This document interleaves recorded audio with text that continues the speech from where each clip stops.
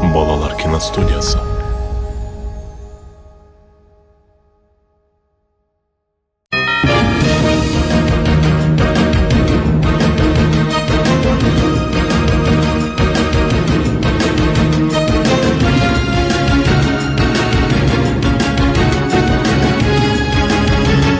Қайырлы күн қазақ жұрты.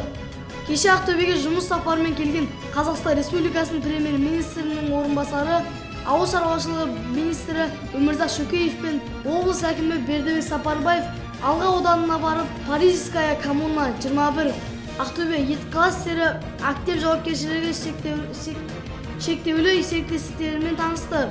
Өмірзақ Шөкеев бастаған топ алдымен Ақтөбе қаласының 41 разъездегі Айбек шаруашылығы кооперативтік цехімен танысты.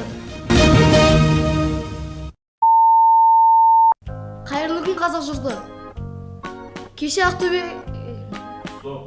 ауыл шаруашылығы министрі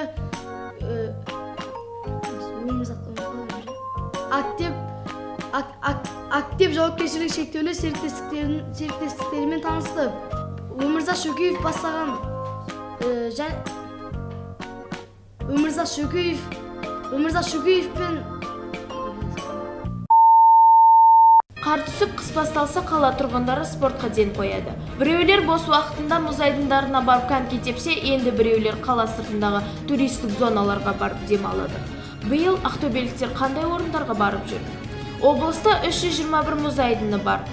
Облыстық дене шынықтыру және спорт басқармасының мәліметінше, биыл облыс бойынша жалпы саны 321 мұз айдыны жұмыс жасап жатыр. Қар түсіп, қыс басталса қала тұрғындары. Басынан бастаймыз. Бір қайталап алайыншы. Енді бірі. Туристік база. Ай, ағай, дұрыс емес текст айттым. Біреулер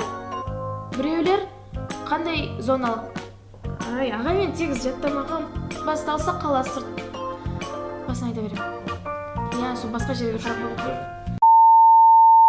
Ықшам ауданының осы апаттан кейін жас натуралистер бағындағы өсімдіктердің дені өсіп қалған. Жылыжайға жыл бармай, ондағы тропикалық гүлдердің көбі жарамсыз болып қалыпты. Бақ басшылығы аумағы 850 шаршы метрді құрайтын орында өсімдіктердің 250 түрі бары айтылады деп хабарлайды. Алматы телеарнасы қазір олардың қаншасы қатып қалғаны анықталып жатыр. Жылыжайға жыл бармай, көбі жарамсыз болып қалыпты.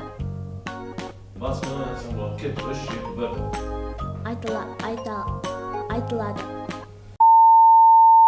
Астана тұрғыны жарнама арқылы ер адамға бөтен біреудің дәмханасын сатып жібергені туралы хабарлайды. Қазақпарат қалалық сотқа сілтеме жасап, сатып алушы сайттан дәмхананың сатылып кеткені туралы хабардар болады. Кездесу кезінде ол сатушыға 1.250.000 теңге береді. Кейін ол дәмхананың үшінші тұлғаға сәйкес екенін біліп, және әйелдің оны сатуға құқығы жоқ екенін біліп қалады да, дереу оған хабарласады. Оның сатып алушы сатылатынын көріп 1.250.000 теңге беріп, әйелдің оның құқығы жоқ екенін біліп. Ары мәлімет эфирде күндізгі жаңалықтар. Елбасының жолдауы мемлекетіміздің әрі қарай ілгері дамуының негізгі бағыттары белгіленген айқын бағдарламалық құжат. Бүгінде әлем 4-ші өнеркәсіптік революция дәуірінде технологиялық, экономикалық және өнеркәсіптік және қарқынды өзгерістер кезеңіне қадам басып келеді. Алдымызға озық дамыған 30 елдің қатарына кіру мақсаты қойылып отыр. Ары мәлімет бірлестік қойылып отыр. Алдымызда елбасының жолдауы қарқынданып келе жатқан